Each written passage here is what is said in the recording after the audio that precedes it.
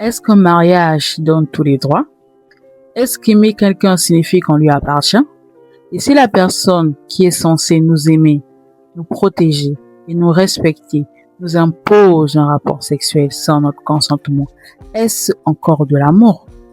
Quand on parle de violence conjugale, beaucoup pensent immédiatement au couple. Pourtant, les violences ne se résument pas aux blessures visibles. Elles peuvent aussi être psychologiques, verbales, économiques ou sexuelles. Les insultes, les humiliations, les menaces, le contrôle, les rapports sexuels imposés, tout cela fait partie des violences conjugales. Aujourd'hui, nous allons nous intéresser à l'une des formes les plus taboues de ces violences, le viol conjugal. Un sujet encore trop souvent minimisé, banalisé par la société et parfois justifié par certaines interprétations religieuses. Le mariage est un engagement, ce n'est pas un renoncement au consentement. Parce que le consentement ne disparaît ni avec une bague au doigt, ni avec un acte de mariage. Alors aujourd'hui, je vous souhaite la bienvenue sur Desti Parle, le podcast où l'on ose parler des sujets qui dérangent, qui divisent, mais surtout qui méritent d'être entendus. Alors d'entrer vivement dans le sujet, j'aimerais définir le terme viol conjugal parce que souvent certaines personnes se méprennent par rapport au terme utilisé. Le viol conjugal désigne tout acte de pénétration sexuelle ou tout acte bucco-génital imposé à un conjoint ou partenaire sans son consentement, commis par la violence, la contrainte, la menace ou par surprise. Étant donné que je vis en Afrique, dans une société majoritairement patriarcale, parce que dans le monde, nous sommes dans une société qui est patriarcale et misogyne, et surtout en Afrique, beaucoup d'hommes et même beaucoup de femmes n'ont pas vraiment la notion du mot consentement. Beaucoup d'hommes ne savent pas ce que ça veut dire. Quand tu leur parles du consentement, ils savent même pas ce que ça veut dire. Le consentement, c'est dire oui, sans subir de pression, de force ou de menace. Donc, à partir du moment où tu me fais subir de la pression, la force ou tu utilises des menaces, je ne suis plus consentante. Peu importe ce que tu feras, peu importe l'acte, peu importe le projet. Et c'est ce que subissent beaucoup de femmes dans les foyers. Les femmes mariées, même les femmes qui vivent en concubinage. Elles ne sont plus maîtresses de leur propre corps. Elles subissent des pressions, des menaces venant de la société, venant de la religion, venant des hommes, qui font à ce que ces femmes ne sont plus maîtresses de leur propre corps. Elles se donnent à des hommes alors qu'elles ne le veulent pas.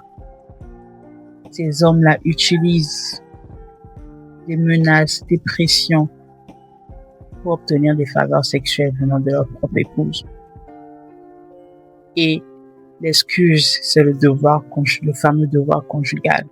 Parce qu'une femme ne doit pas dire non à son homme, à son mari. À partir de quel moment le mariage m'arrache ce droit de dire oui ou de dire non lorsqu'il s'agit de mon corps. Peu importe si je suis mariée, peu importe si on est en couple, on vient ensemble pour des amis. Si ce soir, je n'ai pas envie que tu me touches, tu n'as pas le droit de me toucher. Et je n'ai pas à t'expliquer quoi que ce soit. C'est non et c'est tout. Et beaucoup de femmes se méprennent. Elles pensent que si elles font bien leur devoir conjugal, c'est-à-dire toujours être à disposition pour leur mari, ces hommes-là n'iront pas voir ailleurs. C'est tout le contraire. Peu importe combien de fois tu auras des rapports sexuels avec ton mari, peu importe toutes les positions que tu vas faire avec ton mari, peu importe les pratiques que tu vas exercer avec lui, si cet homme a décidé de te tromper, d'aller voir ailleurs, il le fera. Il s'en fiche que tu sois toujours à disposition à la maison. Il s'en fiche. Si il a décidé d'aller voir ailleurs, il le fera parce que l'infidélité, c'est ton choix. c'est pas toi qui vas faire à ce que ton homme arrête de te tromper. Pas parce que tu te donnes tous les jours, tu es toujours là à accepter qu'il te touche alors que tu n'as pas envie, qu'il n'ira pas voir ailleurs. Ça n'a rien à voir. La fidélité, c'est un choix. Il est temps que les femmes se réveillent. Et beaucoup de femmes ne savent même pas qu'elles sont victimes de violences conjugales. Elles ne le savent pas. Pour elles, c'est normal que l'homme vienne, il la touche, qu'il fasse ce qu'il a à faire et elle s'endort. Non. Si ça ne t'octroie aucun plaisir, aucun désir, ce n'est plus un rapport sexuel, ça. C'est un viol. Il n'y a que lui qui en tire une certaine satisfaction. Et beaucoup d'hommes, la majeure partie des hommes sont tellement égoïstes, pensent qu'à leur propre plaisir, qu'ils ne sont même plus capables de satisfaire leur partenaire.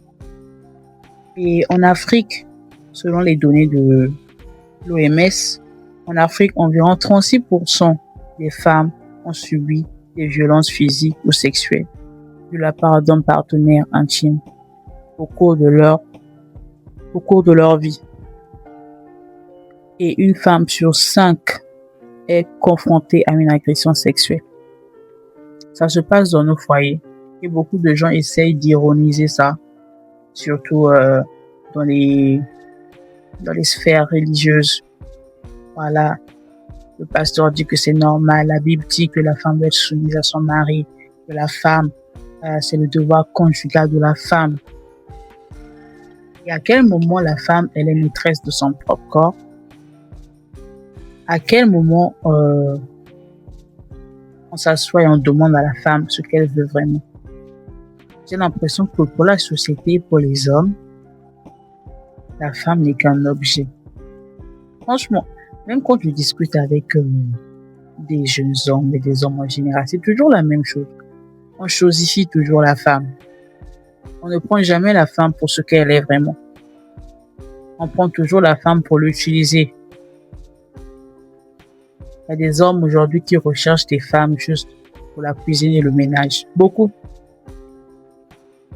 Tu peux discuter avec un homme, tu vas lui dire que moi je ne sais pas faire à manger et que pour moi les tâches ménagères c'est voilà, l'homme doit faire sa part et la femme doit faire sa part, parce qu'à partir du moment où l'on vit sous le même toit, les tâches ménagères doivent être partagées et vous allez être étonné, beaucoup vont s'insurger.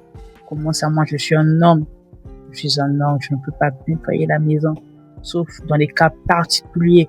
Ah bon? Ok. Sauf dans les cas particuliers, cet homme m'a dit. Et ça, c'est réel. J'ai eu à discuter avec un jeune de mon âge. Et puis, c'est incroyable que les jeunes d'aujourd'hui continuent à avoir les mêmes pensées que nos arrière-grands-pères. C'est de pire en pire. C'est de pire en pire. Les jeunes sont très misogynes et très sexistes. Aujourd'hui, si tu es une femme en Afrique, tu ne sais ni faire à manger et que tu es du genre à ne pas vouloir faire le ménage toute seule à la maison, on va te dire que ça va être difficile pour toi de trouver un homme, hein. Ça va être très difficile pour toi. Ça va être difficile aussi pour toi, tu risques de durer chez les parents, hein. Tu vas durer chez les parents, moi je te dis, hein. Beaucoup d'hommes ne recherchent pas vraiment des femmes à épouser. Ils recherchent des cuisinières et des femmes de ménage gratuitement. Parce que lorsque tu leur dis que si ta femme ou ta partenaire ne sait pas faire à manger, ou bien les tâches ménagères pour elle, c'est pas trop ça, mais vous pouvez trouver une femme de ménage. Et là, ils vont encore trouver des excuses pour dire non, les femmes de ménage, quand tu prends une femme de ménage, elle va te voler ton mari. C'est pas la femme de ménage qui vole mon mari, c'est mon mari qui décide d'aller vers la femme de ménage. La femme de ménage n'a rien à voir. Elle vient me chercher son argent. Non, si toi tu es faible au point d'aller avec la femme de ménage, c'est pas de sa faute à elle. Toujours à vouloir accuser les autres. Jamais les hommes ne se remettent en question pour se rendre compte que le vrai problème c'est eux. Ce n'est pas la femme.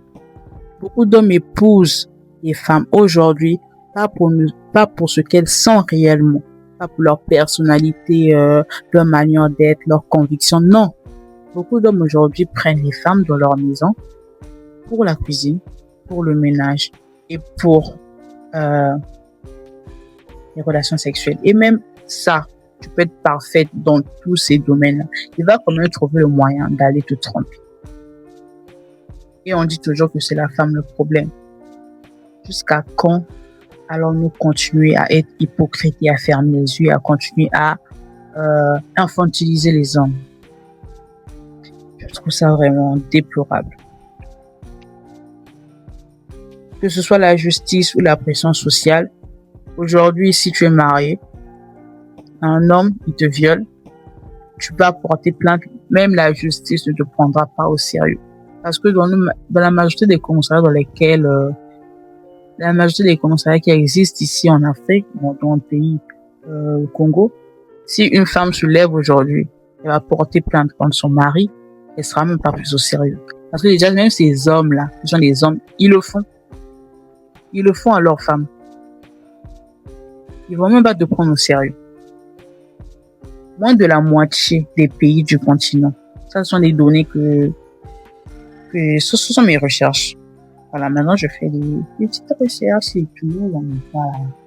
J'essaie de faire des recherches qui permettent, voilà, d'appuyer ce que je dis. Ils vont dans le même sens. Voilà. Donc, moins de la moitié des pays du continent disposent de structures de soutien, de services d'aide médico-légale et psychologique adaptés, accessibles pour les victimes. Il y en a pas. Il y en a pas. Tu peux aller porter plainte demain, on va même pas te prendre au sérieux. Surtout lorsque c'est ton propre mari. Je trouve ça vraiment dingue. Et concernant la pression sociale, la peur de la stigmatisation, le rejet familial, le rejet de la famille, toujours la famille. Qu'est-ce que la famille va dire?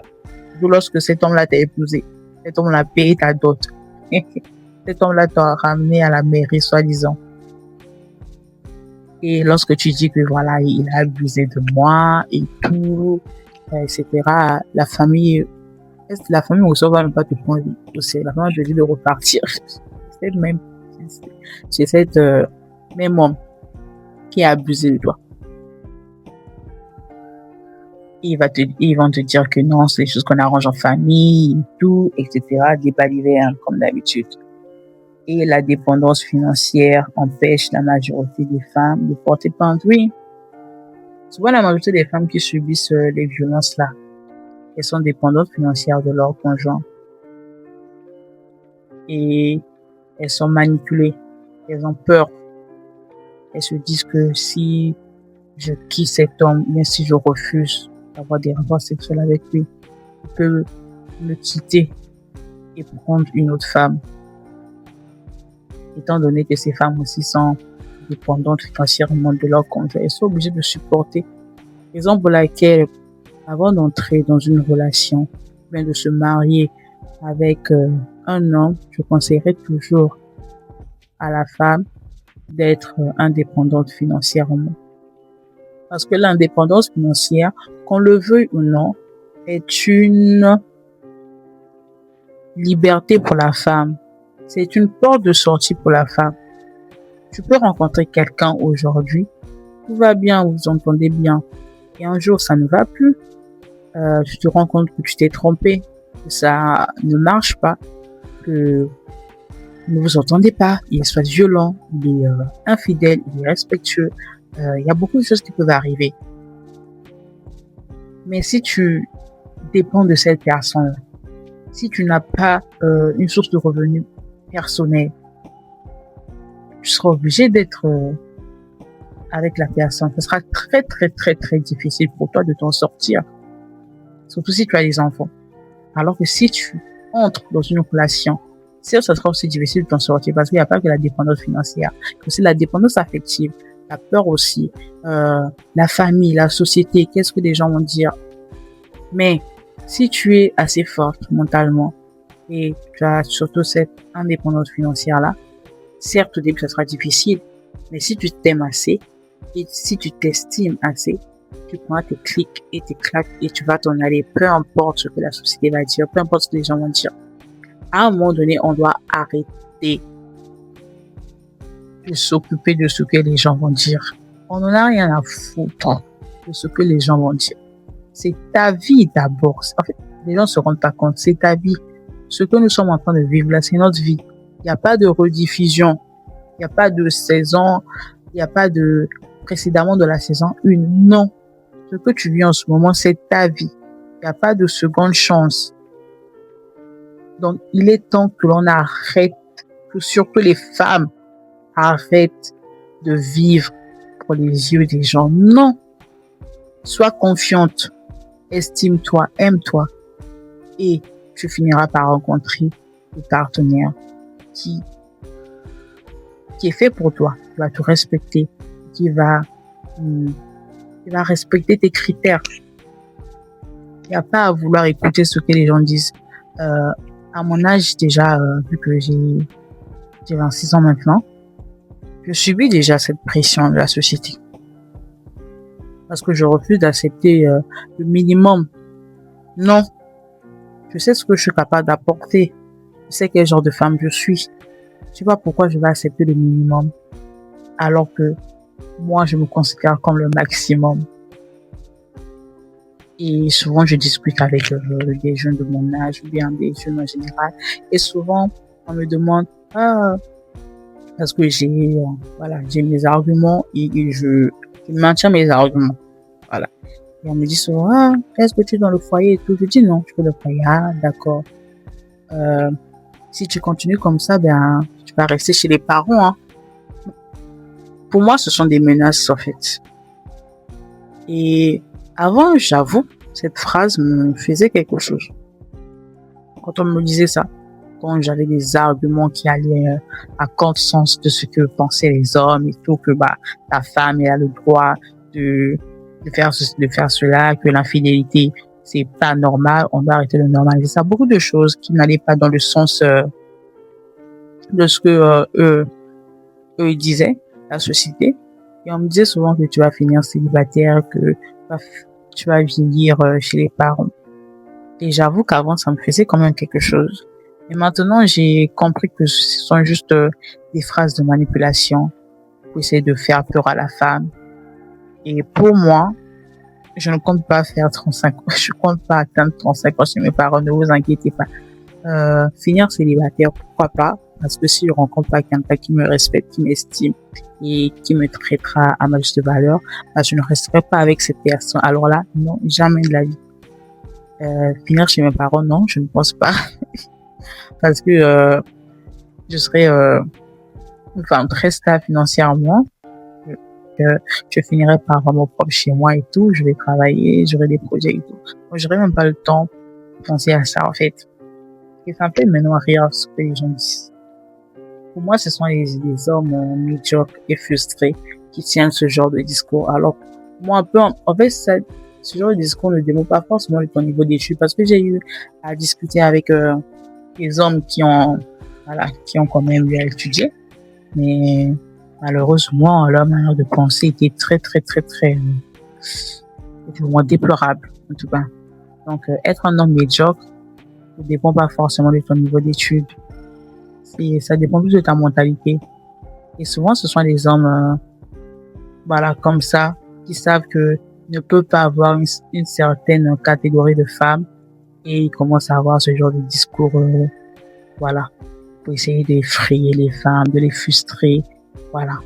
Et c'est souvent les femmes qui n'ont pas d'amour propre, qui n'ont aucune estime de soi, qui tombent dans ce genre de piège. Et après, tu finis par ramasser un fou du bus, un mec qui va te traiter comme du n'importe quoi, alors que c'est un homme qui ne t'arrive même pas à la cheville. Et après, tu regrettes. Tu regrettes pourquoi? Parce que tu as écouté les gens, tu as cédé à la pression de la société. À un moment donné, c'est notre vie, en fait. Et personne ne viendra, quand tu vas mourir là, personne ne viendra avec toi. Personne ne viendra avec toi. Ils vont juste te pleurer pendant quelques instants et après t'avoir enterré, ils vont retourner à leur vie. Ce sera plus qu'un souvenir. Et tu as passé toute ta vie à vivre pour les yeux des gens. Et puis pour des gens très hypocrites. Qui lorsque tu tournes le dos, ils se mettent à se moquer de toi. à mal parler de toi. Et toi, tu veux vivre pour ce genre de personne. Alors là, ma chère, bonne chance. Pour revenir à notre sujet principal, le viol conjugal, les hommes devraient de plus en plus, et surtout les femmes, devraient savoir ce que c'est que le consentement. Et c'est pas parce que tu es marié à un homme que tu es obligé d'avoir des relations sexuelles avec lui. Non, ma chérie. Non. Toi aussi, tu dois ressentir aussi le plaisir. Toi aussi, tu dois te donner du plaisir. C'est vice versa, c'est donnant-donnant. Et l'homme, la femme, et pour les hommes, la femme n'est pas un objet sexuel. La femme n'est pas une poupée. Elle a des émotions. Ça arrive qu'elle a vécu une journée très stressante. Les hormones et tout le stress, la charge. Et surtout, ces mêmes hommes-là, la femme, elle a travaillé le matin. Elle s'est réveillée le matin. Elle a fait le ménage. Elle a fait la cuisine. Elle s'est occupée des enfants. Elle a nettoyé la maison. Elle est fatiguée. Tout ce qu'elle veut, c'est dormir. Mais malgré ça, même dormir, elle ne peut pas. Et encore ce chien-là, cet homme qu'elle a épousé, là, qui va encore venir la triputer, alors qu'elle en a même pas envie. Et la force. Avoir des rapports sexuels. Et à la fin, elle n'a même pas un petit orgasme. Rien. Et c'est ça que vous appelez mariage. Les hommes devraient apprendre à atténuer la charge mentale des femmes. Non, mais même pas ça. Ils viennent encore rajouter, jusqu'à forcer les rapports sexuels. Non. Pour eux, il suffit que puisse éjaculer et tout, c'est bon. Il va dormir, c'est fini. Les hommes aujourd'hui, tu leur enlèves l'apport financier dans le couple, bah c'est fini. Ils ne servent à rien. Je dis toujours ça. La majorité des hommes africains ne servent à rien. Tu leur enlèves le peu d'argent qu'ils gagnent, qu'ils rapportent dans le foyer. Ils n'ont rien à rapporter à une femme. Rien du tout. Ils ne savent pas aider la femme. La majorité, je dis pas que tous les hommes sont pareils. Mais c'est très rare. Hein. Jusqu'à présent, j'ai rarement rencontré un homme qui pensait différemment. Peut-être que je dois voyager. Hein.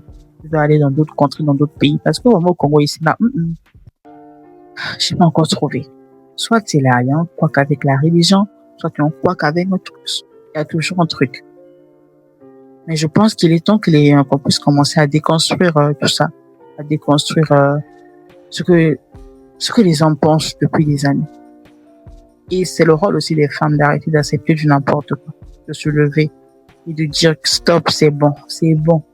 Nous ne sommes plus à la génération de nos grands-mères, de nos arrière-grand-mères, de nos mamans. C'est fini tout ça. En tout cas, il est temps maintenant que les choses changent. On a marre que la femme noire africaine souffre autant. C'est fini. En fait, les hommes, j'ai l'impression que les hommes détestent les femmes à un point inimaginable. Et c'est vraiment triste. Mais bon, que faire? Oh là là, je sais pas ce que vous en pensez.